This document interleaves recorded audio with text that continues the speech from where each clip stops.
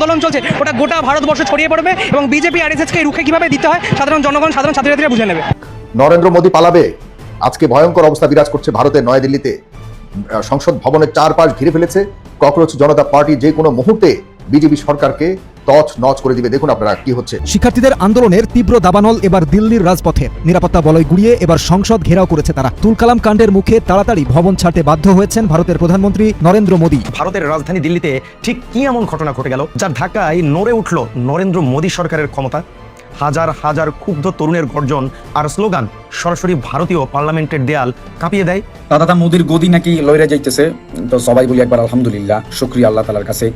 অনেকক্ষণ আগে এই বিষয়টা আমি টের পাইছিলাম। কিন্তু ছাত্রদের আন্দোলনে উত্তাল ভারতের রাজধানী দিল্লির রাজপথ। সংসদের দিকে যখন শিক্ষার্থীরা এগিয়ে যেতে শুরু করেন তখন তাদের উপর লাঠিচার্জ, কাঁদুনে গ্যাস প্রয়োগ করে পুলিশ। আটকও করা হয় বেশ কয়েকজনকে। অভিযোগ উঠেছে আন্দোলনের জায়গায় বন্ধ করে দেওয়া হয় ইন্টারনেট। বিক্ষোভের মুখে সংসদ ছেড়ে যেভাবে প্রাণ বাঁচালেন নরেন্দ্র মোদী। ককরোচ জনতা পার্টির পপুলারিটি এবার বিরোধী গোষ্ঠীকে চাপের মুখে ফেলে দিল। বিরোধীরা ভাবতে বাধ্য করছে আমরা কি মানুষের আস্থা হারাচ্ছি। দিল্লিতে ককরোচ জনতা পার্টির বিজেপি বিরোধী বিক্ষোভে মানুষের বিপুল সারা গোটা ভারতে ঐতিহাসিক হয়ে থাকলো। 2 বছর আগে জুলাইয়ে বাংলাদেশে কোটা সংস্কার আন্দোলন রূপ নিয়েছিল গণ অভ্যুত্থানে। সেই আন্দোলনের পরিণতিতে ক্ষমতা হারায় শেখ হাসিনা সরকার। ঠিক 2 বছর পর একই জুলাই মাসে এবার প্রতিবাদে উত্তাল ভারতের রাজধানী দিল্লি। জুলাই মানে কি ক্ষমতার শক্ত মসনদ কেঁপে ওঠার এক চরম উত্তাল বাটা? আজ থেকে ঠিক 2 বছর আগে 2024 সালের এই রক্তঝরা জুলাই মাসেই বাংলাদেশে ঘটে গিয়েছিল অভূতপূর্ব এক গণ অভ্যুত্থান। ঠিক 2 বছর পর 2026 সালের এই একই জুলাই মাসে সেই ভারতেই এবার শুরু হলো জেনজির ইতিহাসের সবচেয়ে বড়, প্রকম্পিত এবং নজিরবিহীন রাজনৈতিক আন্দোলন। ধন্যবাদ মাননীয় প্রধানমন্ত্রী তারেক রহমানকে। এবার বাংলাদেশের স্বপ্ন সত্যি হতে চলেছে। আসসালামু আলাইকুম। এবার শেখ হাসিনার পর দেশ ছেড়ে পালাতে হচ্ছে নরেন্দ্র মোদীর। ককরোচ জনতা পার্টি এবং তার সাথে আরো অঙ্গ সংগঠনের লোকজন ভারতের রাজপথ কাঁপিয়ে দিয়ে মোদীর বুকে কাঁপন ধরে দিচ্ছে। যা নিয়ে ভিডিওর শুরুতেই আপনারা বেশ কিছু ভিডিওর অংশ বিশেষ ইতিমধ্যেই দেখেছেন। তার সাথে আরো দেখেছেন যে বিশ্লেষকরা এমনভাবে বিশ্লেষণ করছে যে এবার আর ক্ষমতায় থাকতে পারছে না মোদী সরকার।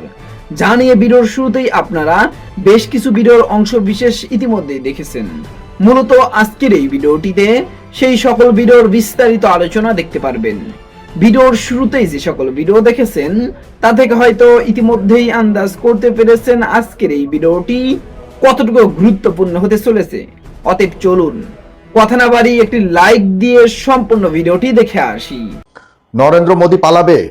আজকে ভয়ঙ্কর অবস্থা বিরাজ করছে ভারতের নয়াদিল্লিতে। সংসদ ভবনের চারপাশ ঘিরে ফেলেছে ককরোচ জনতা পার্টি। যে কোনো মুহূর্তে বিজেপি সরকারকে তছ নচ করে দিবে। মোটামুটি চতুর্দিকে যে ব্যারিকেড ছিল সেই ব্যারিকেড ভেঙে সংসদ ভবনের চারপাশ ঘিরে এবং সংসদে যারা আশপাশে ছিল তারা সব এই অঞ্চল ছেড়ে চলে গেছে। অভিজিৎ দীপকে, যিনি ককরোচ জনতা পার্টির এই শুরুটা করেছিল, একজন প্রবাসে থাকা ভারতীয়, যিনি এই বর্তমান সরকারের শিক্ষামন্ত্রী ধর্মেন্দ্র সাহেবকে এবং সেখানকে নিট পরীক্ষার প্রশ্নপত্র ফাঁসের জন্য যে দায় দেওয়া হয়েছে সরকারকে, সেটির দায় নিতে হবে। এবং যারা যারা গত কয়েক আন্দোলনে যারা যারা আহত হয়েছে এদের সবাইকে কোটি কোটি টাকা দাবি করে এখনো পর্যন্ত আন্দোলন চালিয়ে যাচ্ছে। এবং এই আন্দোলন যে কোনো মুহূর্তে নরেন্দ্র মোদীর বিরুদ্ধে সরকার প্রধান হিসেবে নরেন্দ্র মোদীর পতনের এক দফা দাবিতে আন্দোলনে পরিণত হতে পারে। গতকালকে আমরা ইতিমধ্যে শুনেছি যে এই ধরনের একটি ঘোষণা দেয়া হয়েছে। যদিও আজকে 3টি যে প্রধান দাবি এবং শর্ত হিসেবে তারা সরকারের কাছে তুলে ধরেছেন, এখানে নরেন্দ্র মোদীর পতনের ব্যাপারে কোনো ধরনের কথা ছিল না। তো যদিও সরকারের পক্ষ থেকে বলা হয়েছে যে তারা এই আন্দোলনকারীদের শীর্ষ যারা রয়েছে, মুখপাত্র যারা রয়েছে, তাদের সাথে বসতে চায়। আপনারা জানেন যে লাদাখের সেই বিখ্যাত প্রখ্যাত সানাম ওয়াংচুক, তাকেও কিন্তু গত পরশুদিন গ্রেপ্তার করেছে। তিনি প্রায় 15 দিনের উপরে 14 দিনের মতো তিনি অনশন করেছেন, না খেয়ে সেখানে ছিলেন এবং প্রকাশ্যে চতুর্দিকে সব মিডিয়ার সামনে কিন্তু 14 দিন না খেয়েছিলেন। তিনি অসুস্থ হয়ে গেছেন এই বেচারা। তাকে শেষ পর্যন্ত এই নরেন্দ্র মোদী সরকারের পেটুয়া বাহিনী তাকে সেখান থেকে তুলে নিয়ে হসপিটালে ভর্তি করেছে এবং সেই কোন হসপিটালে ভর্তি করেছে সেটি পর্যন্ত নরেন্দ্র মোদী সরকার বলছে না। সম্পূর্ণ স্বৈরাচারী কায়দায় যেভাবে আমরা শেখ হাসিনার ফাঁদে পড়েছিলাম, ঠিক একই ফাঁদে নরেন্দ্র মোদী পড়েছে। আর কারো ঘর ভাঙতে আসলে অবৈধভাবে, অনৈতিকভাবে কারো ঘর যদি আপনি ভাঙেন, কারো সুখের সংসার যদি আপনি ভাঙেন, তাহলে সেই একই কারণে একইভাবে আপনারও সেই পতন আপনার উপরেও আসতে পারে। যা আপনার চারপাশ দিয়ে যায় তা একদিন না একদিন আপনার কাছেও আসতে পারে। এই ভারত আশপাশের যতগুলি দেশ আমাদের গণতান্ত্রিক দেশগুলি ছিল, সবগুলি দেশকে নিয়ন্ত্রণ এবং শোষণের নামে কিভাবে গণতন্ত্রকে সম্পূর্ণ পদদলিত করে শুধুমাত্র নিজের দেশের জন্য তারা নিজেদের স্বার্থের জন্য তারা কাজ করেছে। আমাদের বাংলাদেশের 1971 সালের মহান স্বাধীনতার পর এই বাংলাদেশকে কখনোই স্বাধীনতার স্বাদ তারা নিতে দেয়নি, আমাদেরকে বহুল অংশে বিভক্ত করে রেখেছে। আমরা এখন একইভাবে দেখতে পাচ্ছি এই ভারতও কিন্তু অনেক ইতিহাস, আমি সেদিকে যাচ্ছি না, এই ভারতে কিন্তু একই অবস্থার মুখাপেক্ষি হতে যাচ্ছে এবং কংগ্রেসেরও কিন্তু সামনে ভালো দিন নেই। বিজেপির পতন হলো যে কংগ্রেস এসেই একদম সবকিছু করে ফেলতে পারবেন না, আপনাদের মনে রাখতে হবে জেনজির উত্থান ভারতে হয়ে গেছে। আমাদের এখন আপনাদেরকে বলে রাখি, একটু মনোযোগ দিয়ে শুনবেন, আজকে হলো 20 তারিখ জুলাই, আজকে হলো সোমবার।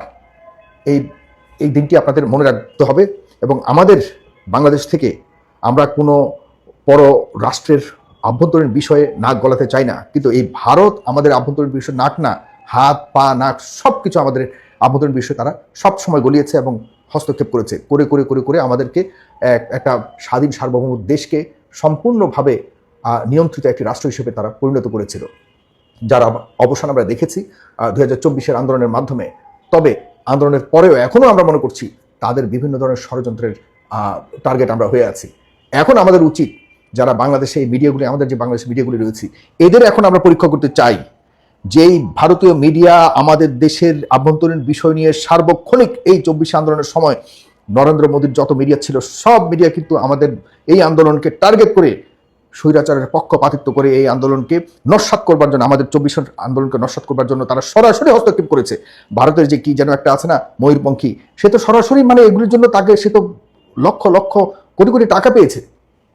ভারতের একটা বিতর্কিত অর্ণব গোস্বামী, একটা রিপাবলিকান টেলিভিশনের সে প্রধান, সে প্রতিনিয়ত আমাদের দেশ নিয়ে পড়েছিল, তার যত উইংস ছিল সবাই আমাদের এই দেশের আভ্যন্তরীণ বিষয় নিয়ে হস্তক্ষেপ করেছে। আর আমাদের দেশের যারা এখন বর্তমানে মিডিয়াগুলি রয়েছে, এই মিডিয়াগুলি কি ভূমিকা পালন করছে আপনারা বলুন। আপনাদের কাছে এই গুরুত্ব প্রশ্ন আমি রাখছি। আমাদের দেশকে নিয়ে যেভাবে খেলেছে, আর তারা তো এখন গর্তে পড়েছে।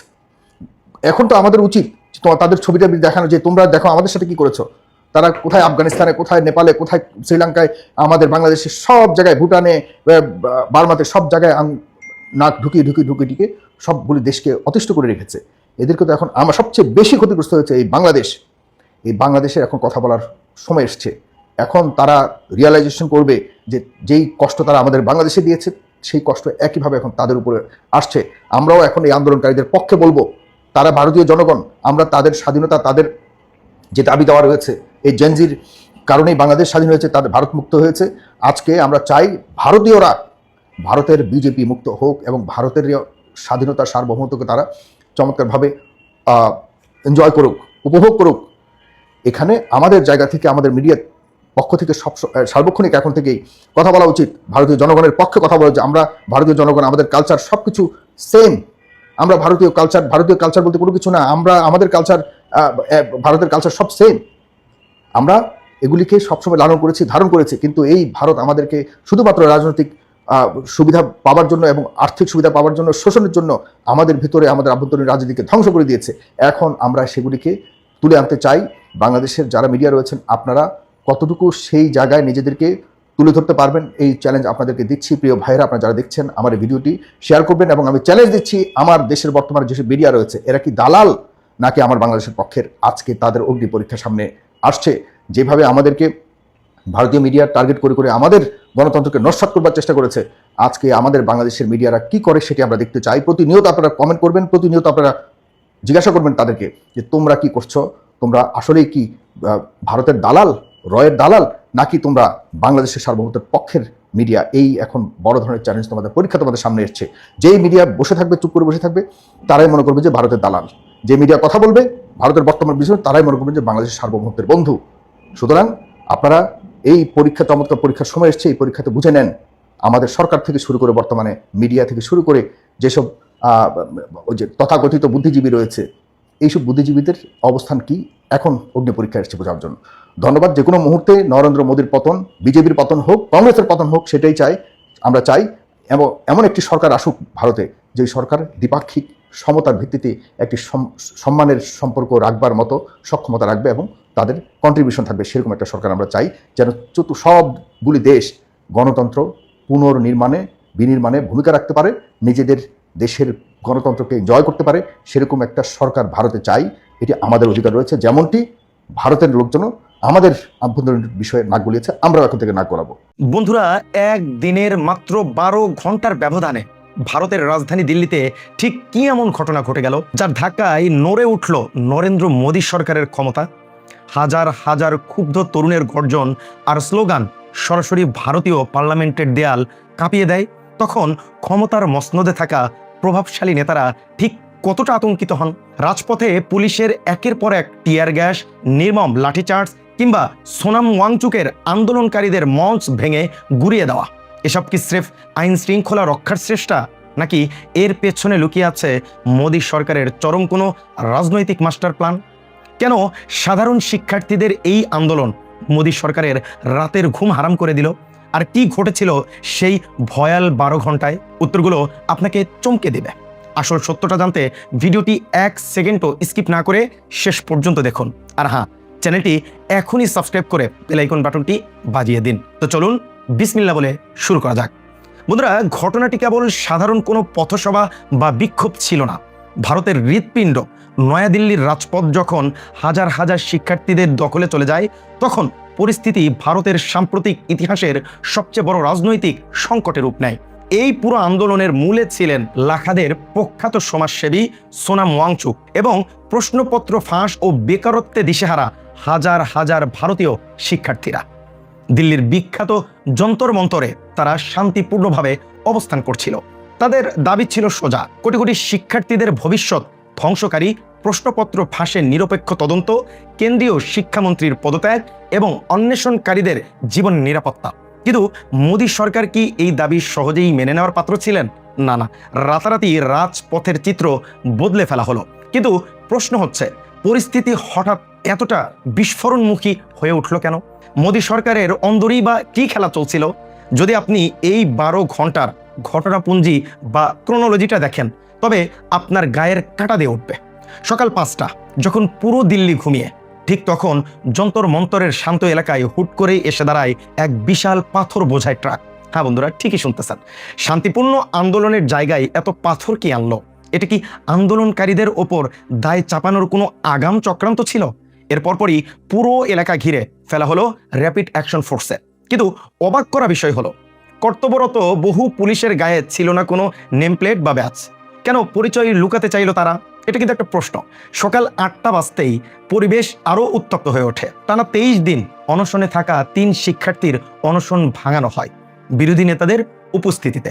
কিন্তু তৎক্ষণে খবর ছড়িয়ে পড়েছে পুরো ভারতে। দিল্লি অভিমুখে নামতে শুরু করে লাখ লাখ মানুষের স্রোত। সকাল 9টা থেকে 10টা দিল্লি পুলিশ নামায় তাদের চক্রান্তের দ্বিতীয় হাতিয়ার। বিশাল বিশাল 10 ফিটের লোহার ব্যারিকেড দিয়ে পুরো দিল্লি অবরুদ্ধ করে দেওয়া হয়, যাতে আন্দোলনকারীরা কোনোভাবেই পার্লামেন্ট বা মোদী সরকারের প্রশাসনিক কেন্দ্রের দিকে এগোতে না পারে। বন্ধ করে দেওয়া হয় রাজীব চক ও প্যাটেল চকের মতো ব্যস্ততম মেট্রো স্টেশনগুলো। কিন্তু তরুণ রক্তের তোর কি আর লোহার ব্যারিকেড দিয়ে আটকানো যায় বন্ধুরা? ব্যারিকেড ভেঙে যখন হাজার হাজার শিক্ষার্থী সামনে এগোতে শুরু করে, তখনই নেমে আসে আসল বিপর্যয়। দুপুরের পর শুরু হয় দ্বিমুখী খেলা। একদিকে মোদী সরকারের পক্ষ থেকে খবর পাঠানো হয়, আসেন আলোচনার টেবিলে বসি। আমি আশা করছি সম্পূর্ণ ভিডিওটি দেখেছেন এবং এই ভিডিওর সাপেক্ষে আপনার কি মতামত সেটা অবশ্যই কমেন্ট বক্সে জানিয়ে যাবেন। ভিডিওটি ভালো লেগে থাকলে শেয়ার করতে ভুলবেন না। আমাদের এই চ্যানেলে নতুন হয়ে থাকলে চ্যানেলটি সাবস্ক্রাইব করে চ্যানেলের পাশে থাকবেন। আর যারা ইতিমধ্যেই চ্যানেলটি সাবস্ক্রাইব করেছেন তাদেরকে অসংখ্য ধন্যবাদ। দেখা হবে নতুন কোনো ভিডিও নিয়ে। ততক্ষণ সবাই সুস্থ থাকবেন। আল্লাহ হাফেজ।